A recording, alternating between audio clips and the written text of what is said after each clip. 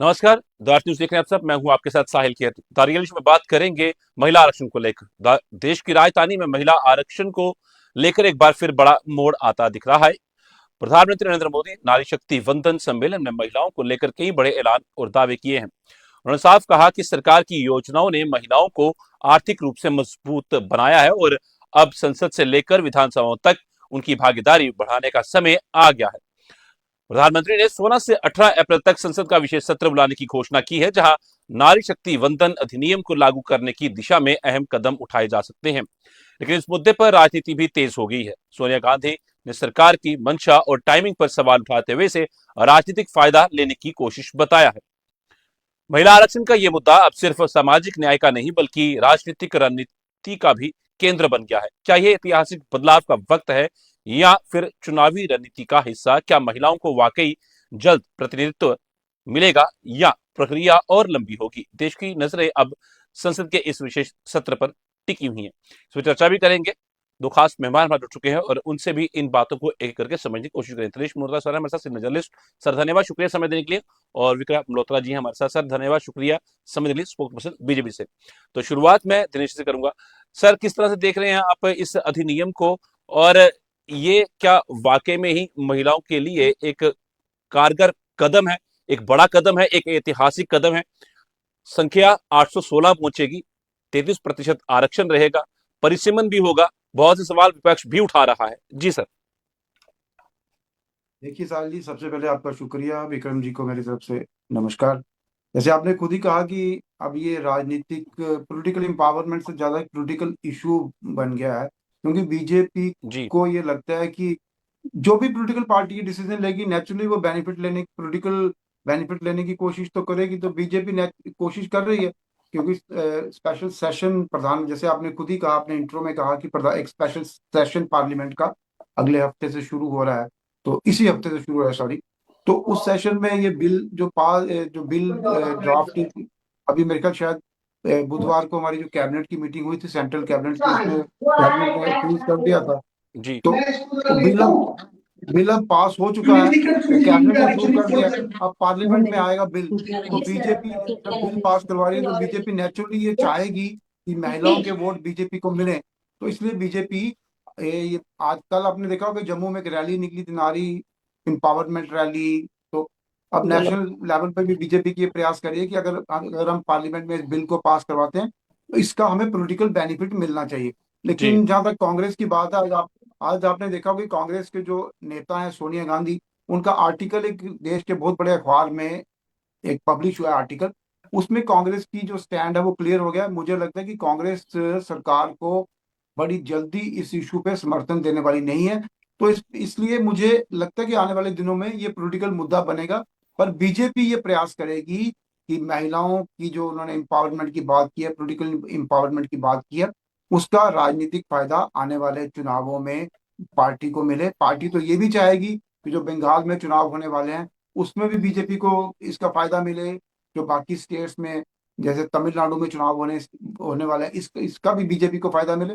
अब पार्लियामेंट में डिबेट कैसी होती है, डिबेट किस तरफ जाती है, क्या नैरेटिव बनता है, क्या पर्सपेक्टिव बनता है, ये पार्लियामेंट की डिबेट पे डिपेंड करेगा। अब आने वाले दिनों में देखना पड़ेगा कि पार्लियामेंट इसको कैसे डिबेट करती है। जो मेन अपोजिशन पार्टी है कांग्रेस, वो कैसे सरकार को काउंटर करती है। आज के आर्टिकल, जो सोनिया गांधी जी का आर्टिकल है, उसमें ये क्लियर हो गया कि कांग्रेस सरकार को इसमें ग्रिल करने की कोशिश करेगी, कॉर्नर करने की कोशिश करेगी। ठीक है। नम्रता मैं भी बात जुड़ चुके हैं, उनका भी रुख करूंगा, पर पहले पे रुख करना चाहूंगा मैं विक्रम मल्होत्रा सर का। सर, विपक्ष लगातार आरोप लगा रहा है कि ये सही मानने में जो है जनता के हित में नहीं है, महिलाओं के हित में जो है जिस तरीके से किया जा रहा है, सिर्फ उनको लुभाने का वादा है कि 2029 की जो बातें हैं, और परिसीमन की बात की जाए तो परिसीमन जाति जनगणना को ठंडे बस्ते में डालने का चाहती है भाजपा।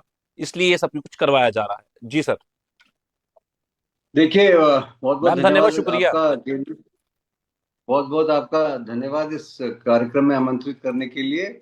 और दूसरा ये कि आज ये एक बहुत बड़ा ऐतिहासिक दिन है मुझे लगता है, और इसको ना हमको किसी भी इसमें बहस में उलझ के इसको छोटा नहीं करना चाहिए। आप पूरे देश भर में की महिलाओं के अगर रिएक्शन देखेंगे, इरेस्पेक्टिव ऑफ पार्टी लाइंस, तो वो आज जो नारी सशक्तिकरण की बात हम करते थे, और आज जिस तरह से ये वो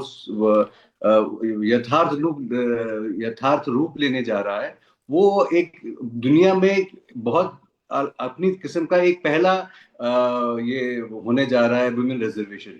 और जब आप एम्पावर करेंगे नारियों को कि वो असेंबली में अपनी आवाज 33% रख सके, ऐसे पार्लियामेंट में रख सके, तो एक बहुत बड़ा बदलाव आने वाले समय में देखने को मिलेगा। और ये इसकी एक बहुत बड़ी ज्यादा सोशल रैमिफिकेशन जो इसकी है, जो इसकी सामाजिक बदलाव आएगा इससे, जो आज ये नींव रखी जा रही है। देखिए, ये 1996 से ये मामला चला आ रहा है। बहुत सरकारें आई, सरकारों के पास बहुमत भी रहे, पर यथाशक्ति नहीं थी। वो कमिटमेंट, वो जो देश की 50% आबादी के को सशक्त करने की जो कमिटमेंट है, वो आदरणीय प्रधानमंत्री ने दिखाई है। और आज मुझे लगता है कि वो कांग्रेस की जो रिएक्शंस अभी तक आ रहे हैं, वो खिसियानी बिल्ली खंबा नोचे, जो आपने कहावत सुनी होगी, बिल्कुल वैसा एक लगता है कि भाई अब इनको ये लगता है कि इससे भारतीय जनता पार्टी सही मायने में महिलाओं को सशक्त करने की बात करती है। वो जो सशक्तिकरण है, वो इसी से निकल के आएगा। और आज इसको किसी और चीज के साथ जोड़ने की कोशिश करना, उसको डिलिमिटेशन के साथ जोड़ने की करना, उसके समय पे बात करना, मुझे लगता है वो एक इतने बड़े जो उपलब्धि है, जो महिलाओं को ताकत देने की बात है, उसको कहीं ना कहीं छोटा करती है। और आज कांग्रेस खुद इस असमंजस में है कि वो उनके पास कोई उसको अपोज करने के लिए, इसका विरोध करने के लिए कोई सॉलिड ग्राउंड नहीं है। और आज वो सिर्फ स्पेकुलेशन कर रही है कि इसके आड़ में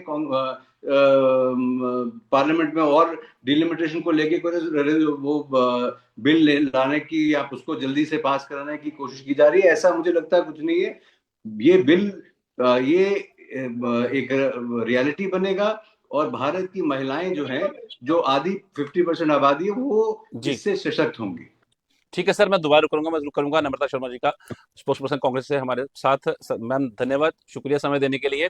जी तो सवाल जी मेरा आपसे ये रहेगा कि आखिर विपक्ष की ऑब्जेक्शंस क्या हैं, और कांग्रेस जो है असमंजस में है, और खिसियानी बिल्ली खंबा नोचे। जी मैम। सबसे पहले तो मेरे को पैनलिस्ट को बहुत बहुत नमस्कार।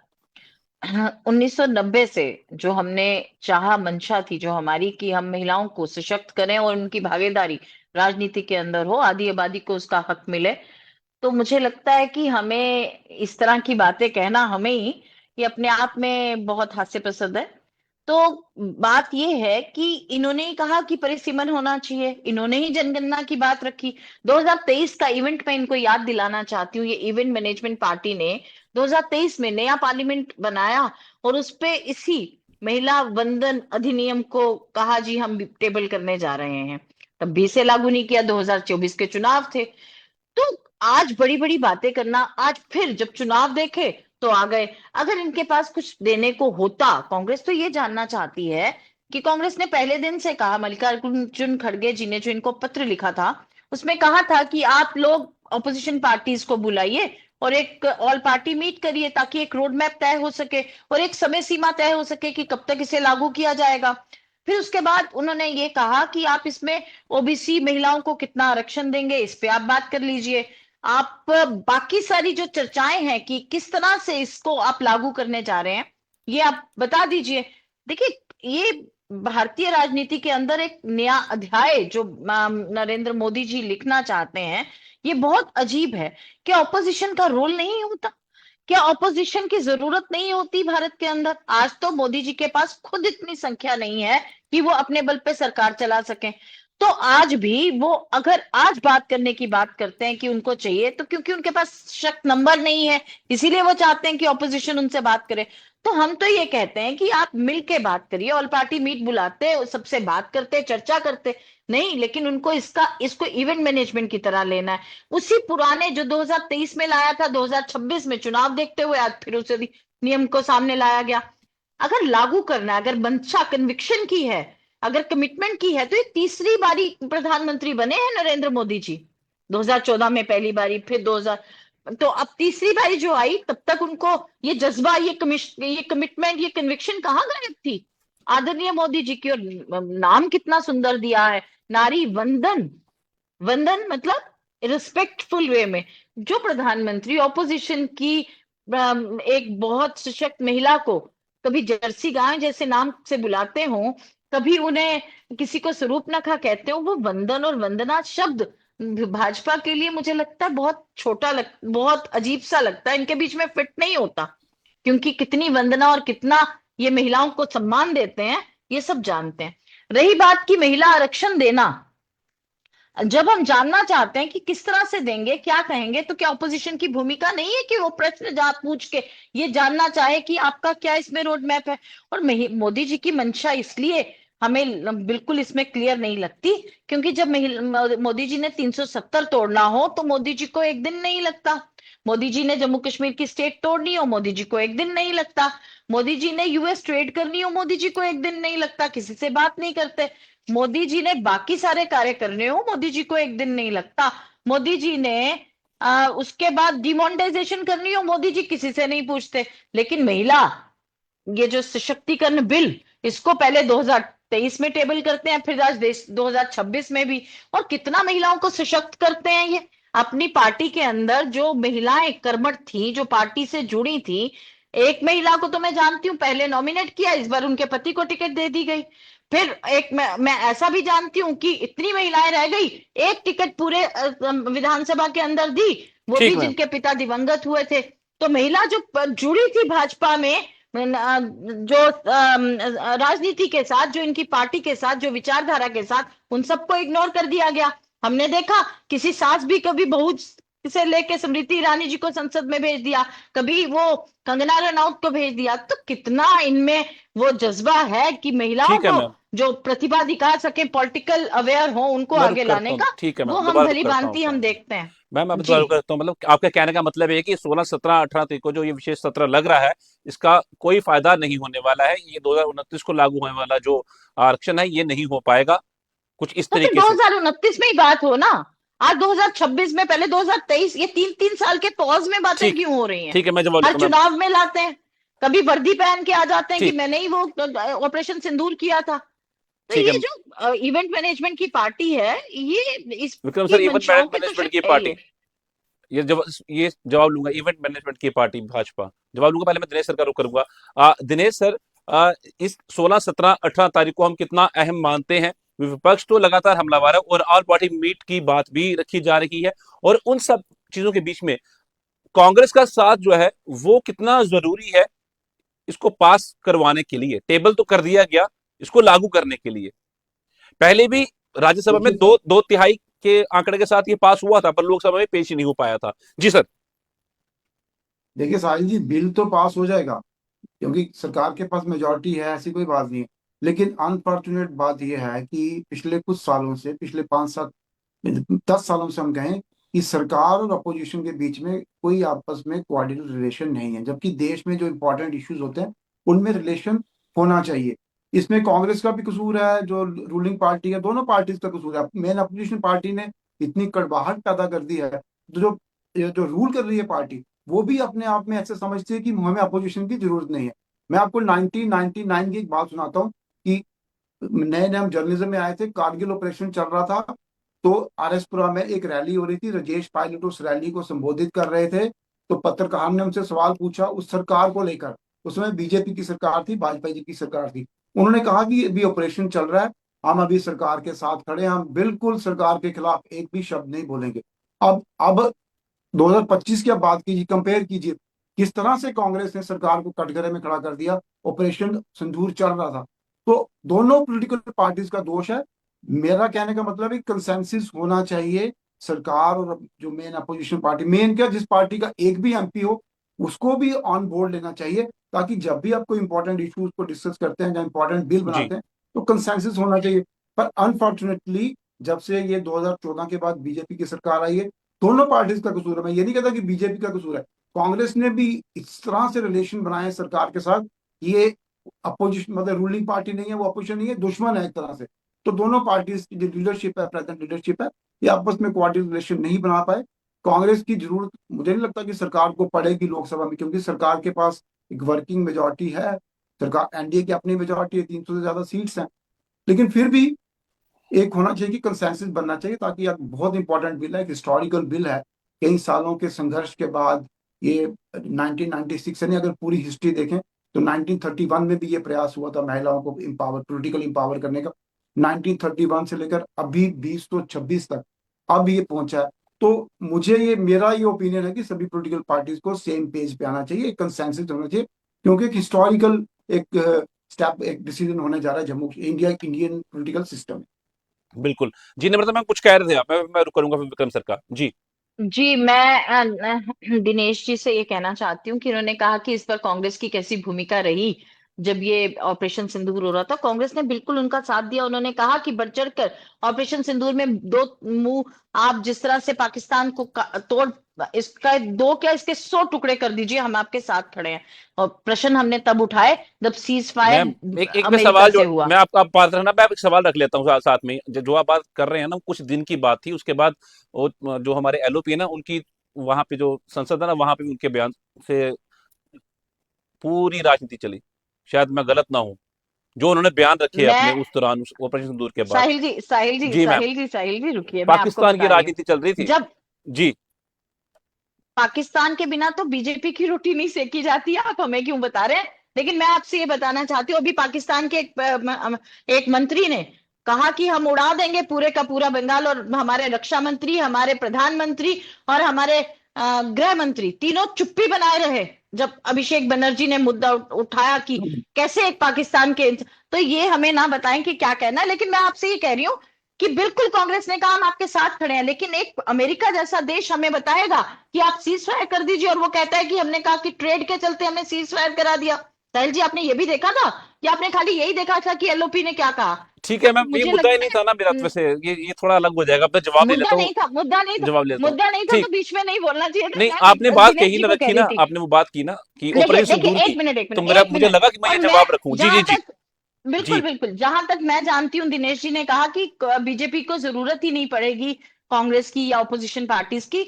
जहां तक मैं समझ पाई हूँ कि जो आर्टिकल 170 और 81 है, अगर उससे ये लागू करना चाहते हैं, जिसके तहत ये अभी संशोधन करेंगे इसके अंदर, उसमें इनके पास 240 की इनके पास संख्या है, जबकि हमें 368 2/3 तक चाहिए।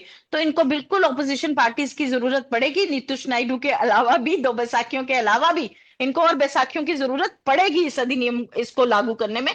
और कांग्रेस ने पहले दिन से कहा कि हम आपके साथ हैं जब आप महिला आरक्षण बिल को लागू करना चाहते हैं। जी पर आप बताइए तो सही, आपका रोड मैप क्या है? लेकिन बीजेपी की ये आदत है, जैसे डिमोनेटाइजेशन एक फेलियर साबित हुआ, जिस तरह से बाकी सब चीजें जो हमें नुकसान देश को भुगतना पड़ा, वो जल्दबाजी में सिर्फ चुनाव को सामने रखते हुए वो किसी भी इवेंट को बनाने के लिए कुछ भी फैसले ले लेती है। हम चाहते हैं कि देश, ये मजाक, ये जो नारी सशक्तिकरण का बिल है, ये नारों तक सीमित ना रहे, इसे धरातल पे लागू करना चाहिए।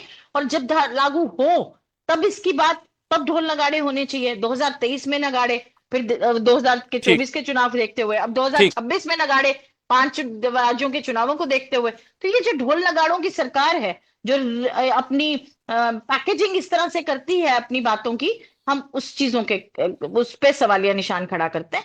ठीक। मैं, और इसका जवाब मुझे लगता है कि भाजपा को देना चाहिए। जी बिल्कुल, मैं भी लेता हूँ। विक्रम सर, आरोप बड़े से लगे हैं ढोल नगाड़ों की, जो भाजपा की सरकार है और खासतौर से इवेंट मैनेजमेंट की जो सरकार है। ये बातें तो हैं, पर एक चीज और मैं जोड़ूंगा, ओबीसी को लेकर इसमें कुछ क्लियर नहीं कहा गया है, तो उस पे क्या स्टैंड रहेगा सर? देखिए साहिल जी, जी कांग्रेस के प्रवक्ताओं की ये बहुत आदत बन गई है कि इश्यूज को डाइग्रेस करने की कोशिश करते हैं। कभी भी आप इनके किसी भी प्रवक्ता का को देख लीजिए, शायद पार्टी की तरफ से ये लाइन दी गई है इनको। आज जिस इम्पोर्टेंट बात पे हम चर्चा कर रहे हैं, उसकी फायदा डायरेक्टली नम्रता जी को भी होने जा रहा है। पिछले इलेक्शन में इनको एक एबल लीडर सांसद की होते भूमिका हुए भी निभाने के लिए मिल सकती है, नहीं करी। यूं इस और तरह आने से कहें। वाले समय में मुझे लगता है बहुत सारी महिलाओं को जी नम्रता जी जैसी जो काबिल लोग हैं उनको टिकट मिलेगी। पर आज इनके पास कोई सॉलिड ग्राउंड ना, तो सोनिया गांधी जी ने जो आर्टिकल लिखा हिंदू में, उसमें कोई ऐसा कारण वो बता पाएंगी जिससे उनको चिंता है। 30 साल हो गए साहिल जी इस पे चर्चा करते, और कितनी चर्चा करेंगे? इस बिल पे चर्चा करते हुए 30 साल हो गए। 2010 में जब ये कांग्रेस पार्टी बिल लाई थी, उसको केवल राज्यसभा में प्रेजेंट किया, वहां पास हो गया, लोकसभा में लाने की हिम्मत नहीं हुई इनकी, क्योंकि उस वक्त जो प्रेशर था वो इतना ज्यादा था बाकी दलों के द्वारा कि इनको लोकसभा में वो बिल ये ला नहीं पाए। इस साल 10 दफा इनके 4 इनकी ऐसी सरकारें थी जहां इनके पास पूर्ण बहुमत था। तो अगर ये इस इशू को लेके सीरियस होते 96 ऑनवर्ड, तो ये कभी भी इस बिल को पास करवा सकते थे।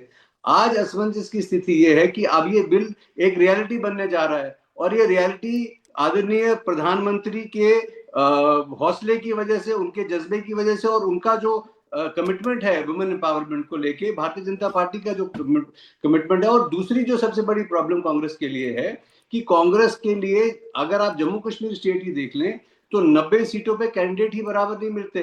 पूरी 90 सीटें कांग्रेस लड़ सके तो 33% जब महिला आरक्षण हो जाएगी तो इतनी लीडरशिप ग्रूम ही नहीं की इन्होंने कि वो तैयार हो, कांग्रेस तैयार हो कि वो उसके उस चैलेंज को मीट कर सके, वो कैंडिडेट तैयार हो, वो राजनीतिक तौर से परिपक्व हो, उनकी ट्रेनिंग हो, जो आज आके जाके लोगों की बात विधानसभा में, पार्लियामेंट में रख सके। तो आज Congress is kind of taken a back, और उनको लगता है कि भाई ये कहां से आ गया बिल। अब ये है कि मुंह में, जैसे वो सांप के मुंह में छिपकली वाली बात है कि ना निगलते बनता है ना बाहर निकालते बनता है, कि अब अगर कांग्रेस उसको आज अपोज करती है तो पूरा देश देख रहा है। कांग्रेस के प्रवक्ता जिस भी चैनल पे देश भर में, नेशनल इंटरनेशनल जो लोकल चैनल्स पे जा रहे हैं, उसमें अगर वो कहीं ये नजर आते दिखें कि वो अपोज कर रहे हैं विमेन रिजर्वेशन बिल को, तो उसमें भी उनकी दिक्कत है। और वो सपोर्ट उस तरह से कर नहीं सकते क्योंकि लीडरशिप की बात माननी है। पर ये बिल जो है वो रियलिटी बनने जा रहा है, और जो ये दुनिया में फर्स्ट ऑफ इट्स काइंड है, पूरी दुनिया में, ये खाली इंडिया में नहीं है, पूरी दुनिया में 33% रिजर्वेशन किसी भी पार्लियामेंट में नहीं है। और India is going to pave the way, जो ये सोशल चेंज इंडिया ला रहा है। और इंडिया, भारत वर्ष जो रहा है वो बहुत सारी चीजों में दुनिया को रास्ता दिखाता रहा है, जी पर आज इस नारी सशक्तिकरण से ये रास्ता दिखाने की कोशिश भी, दुनिया को एक मैसेज देने के लिए बात है कि सोशल चेंज जो आएगी, जो आने वाले समय में बड़ा सवाल है कि जो सोशल चेंज आने वाला है, और आज कांग्रेस के पास ये मौका है कि वो सोशल चेंज का हिस्सा बने, ना कि आप सवाल उठाएं कि रिजर्वेशन क्या होगी। इसमें एक 1:3 पे SC ST रिजर्वेशन की बात कही गई, और हम सब देखेंगे जब कल, अभी तो दिन है, जब 16 तारीख आएगी, जब उसका खाका जी सामने आएगा, हम स्पेकुलेट अभी क्यों करें, हम सामने देखेंगे, फिर हम 16 तारीख को आपके चैनल पे डिबेट करेंगे, या 17 को जब भी ये पारित होता है। पर आज इस मौके पे देश की सबसे बड़ी ऑपोजिशन पार्टी का ऐसा नजर आना कि वो विमेन एम्पावरमेंट के खिलाफ है, और वो उसमें कोई ना कोई नुक्स ढूंढने की कोशिश कर रही है, वो मुझे लगता है कांग्रेस पार्टी के लिए भी ठीक नहीं होगा, क्योंकि आज पूरा देश, पूरी देश की नारी शक्ति इसको वेलकम कर रही है, जी irrespective of caste, creed, religion, लोग इसको वेलकम कर रहे हैं। और कांग्रेस, देखिए, जब कांग्रेस नारी सशक्तिकरण की बात करती है तो उसी वक्त हमको शाबानो केस याद आ जाता है कि किस तरह मुस्लिम महिलाओं की सशक्तिकरण की जब बिल्किस बात, ठीक बानो है सर तो राजीव गांधी ने उसको रोक दिया, और उसके बाद उनको उसके लिए अध्यादेश जारी किया गया, जो सुप्रीम कोर्ट के फैसले को सेटिसाइड किया गया, और उसमें जो एलिमनी मिल रही थी एक मुस्लिम महिला जिसका इतना ठीक है सर संघर्ष था। तो इसलिए आज कांग्रेस के पास जो मुझे लगता है मैं जवाब देता हूँ सर, कांग्रेस समय को, कम है सर जितना प्रधानमंत्री ने कहा जी कि इसको वेलकम करना चाहिए और इसको एक अमली जामा पहनाने में सरकार ठीक की मदद करनी चाहिए। ठीक है मैम किस तरह देखते हैं आप महिला सशक्तिकरण आज वो वक्त है जब कांग्रेस इस तरीके से खड़ी रहे हम जिक्र 1986 सब किया 1986 का शाहबानो केस बिल्किस बानो भी याद करनी चाहिए, और महिलाओं का सम्मान जो है वो कितना भाजपा करती है वो हर जगह नजर आया। मणिपुर में किस तरह से महिलाओं के साथ दुर्व्यवहार किया गया और मोदी जी की उस पर चुप्पी बनी रही। उसके बाद मोदी जी खुद क्या शब्दावली का इस्तेमाल करते हैं, इनके मुख्यमंत्री हरियाणा के महिलाओं को कहते हैं कि आप कैसे वस्त्र पहनती हैं, आप ही रेप की जिम्मेदार हैं। कल बंगाल में जाके प्रधानमंत्री नरेंद्र मोदी जी कहते हैं कि हम रेप के केस को पढ़ेंगे, दोबारा से खोलेंगे। तो क्या जहां पे, और वहां मुझे लगता है वो नंबर 11 पे है, बंगाल होना तो कहीं भी नहीं चाहिए, लेकिन जहां सबसे ज्यादा रेप केसेस हैं यूपी के अंदर, हरियाणा के अंदर, राजस्थान के अंदर, जहां भाजपा की सरकारें हैं, वहां क्या और मैं ये कहना चाहती हूँ, ये जो दोहरी राजनीति है, हम तो कहते हैं कि बिल पेश होना चाहिए, बिल्कुल लागू होना चाहिए, कोई टाइम समय सीमा तो होनी चाहिए ना। रोज रोज आप इस वंदन को लेके, इस डायलॉग को लेके आप डेली आ जाएंगे और इसको एक इवेंट बनाना चाहेंगे हर चुनाव के अंदर।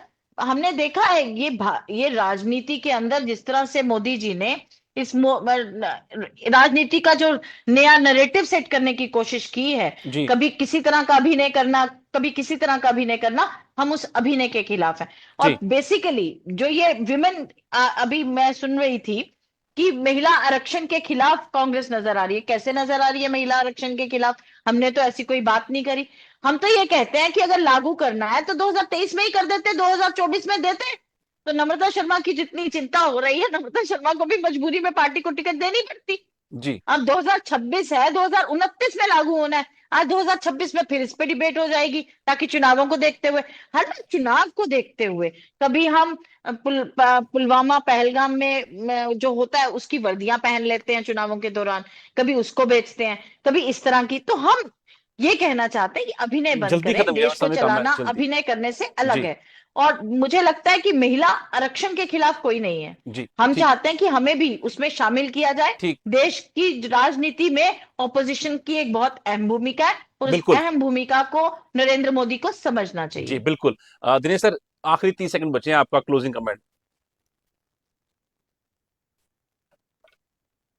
आपका ऑडियो नहीं आ रहा सर। मैं कि साहिल जी, जैसे मैंने पहले कहा कि कंसेंसस बनना चाहिए, हिस्टोरिक, मतलब we are going to write a new chapter in the history of India. तो जी सभी पॉलिटिकल पार्टीज को सेम पेज पे आना चाहिए, ताकि इस पे बिल्कुल कंसेंसस बने। कोई पॉलिटिकल पार्टी को कोई ये ना रहे कि हमें छोड़ दिया, हमें बातचीत नहीं, क्योंकि एक जी बहुत बड़ा एक स्टेप है। एक जो अब हमारी 50% पॉपुलेशन, हम उसको इम्पावर, पोलिटिकली इम्पावर करने जा रहे हैं। तो मुझे जी लगता है कंसेंसस होना चाहिए। धन्यवाद धन्यवाद विक्रम मल्होत्रा सर, आपका बहुत बहुत, नम्रता शर्मा सर मैम आपका बहुत धन्यवाद, दिनेश मल्होत्रा सर आपका बहुत धन्यवाद। शुक्रिया समय देने के लिए और कीमती बातें आपने रखी हैं काफी। देखते हैं आने वाले समय के अंदर क्या कुछ निकल के सामने आता है। महिला आरक्षण का मुद्दा अब निर्णायक मोड़ पर पहुंच चुका है। प्रधानमंत्री नरेंद्र मोदी इसे ऐतिहासिक बदलाव बता रही हैं, तो सोनिया गांधी इसकी टाइमिंग और प्रक्रिया पर सवाल उठा रही हैं। संसद का विशेष सत्र इस बहस को नई दिशा देगा, जहां से तय होगा कि देश में महिलाओं की राजनीतिक भागीदारी अब और कैसे बढ़ेगी। अब यह सिर्फ एक कानून नहीं, बल्कि देश की लोकतांत्रिक संरचना और राजनीतिक भविष्य का बड़ा फैसला बन चुका है। दारियल इशू में इतना ही, मुझे दीजिए इजाजत, नमस्कार।